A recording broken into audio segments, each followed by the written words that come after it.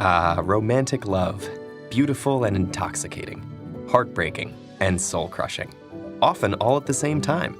Why do we choose to put ourselves through its emotional ringer? Does love make our lives meaningful? Or is it an escape from our loneliness and suffering? Is love a disguise for our sexual desire? Or a trick of biology to make us procreate?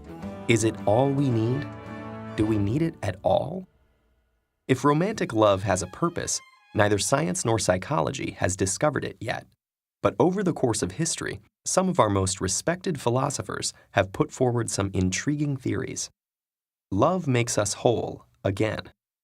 The ancient Greek philosopher Plato explored the idea that we love in order to become complete.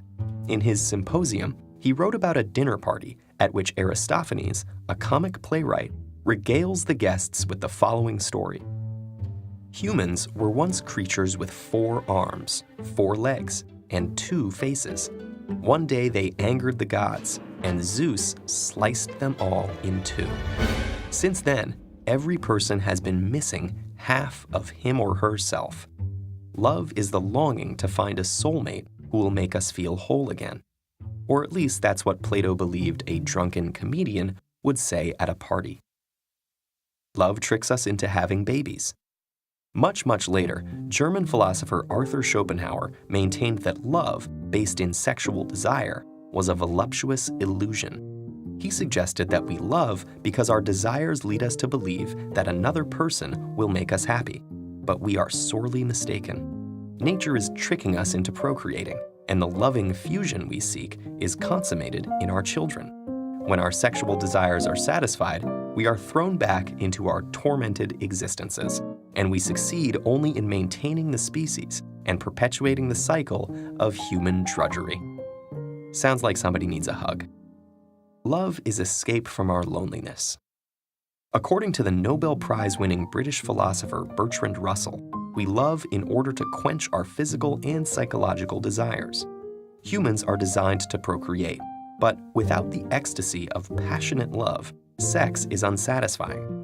Our fear of the cold, cruel world tempts us to build hard shells to protect and isolate ourselves. Love's delight, intimacy, and warmth helps us overcome our fear of the world, escape our lonely shells, and engage more abundantly in life. Love enriches our whole being, making it the best thing in life. Love is a misleading affliction.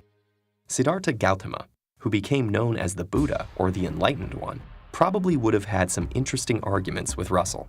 Buddha proposed that we love because we are trying to satisfy our base desires.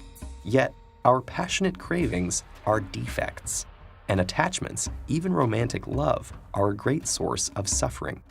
Luckily, Buddha discovered the Eightfold Path, a sort of program for extinguishing the fires of desire so that we can reach nirvana, an enlightened state of peace, clarity, wisdom, and compassion.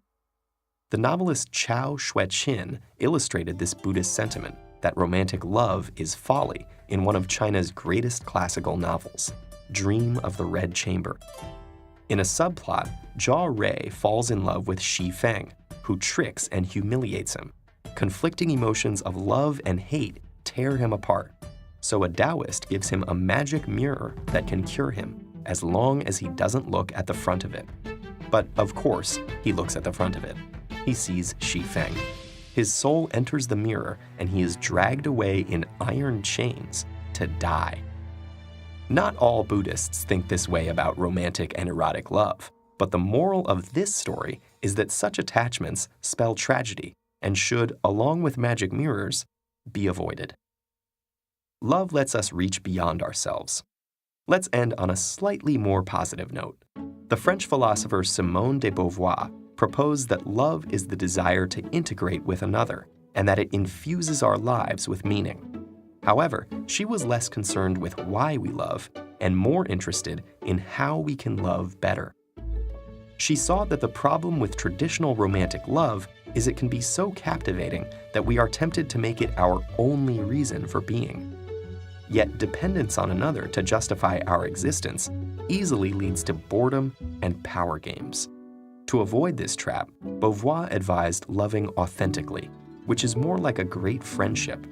Lovers support each other in discovering themselves, reaching beyond themselves, and enriching their lives and the world together. Though we might never know why we fall in love, we can be certain that it'll be an emotional roller coaster ride. It's scary and exhilarating. It makes us suffer and makes us soar. Maybe we lose ourselves. Maybe we find ourselves. It might be heartbreaking, or it might just be the best thing in life. Will you dare to find out?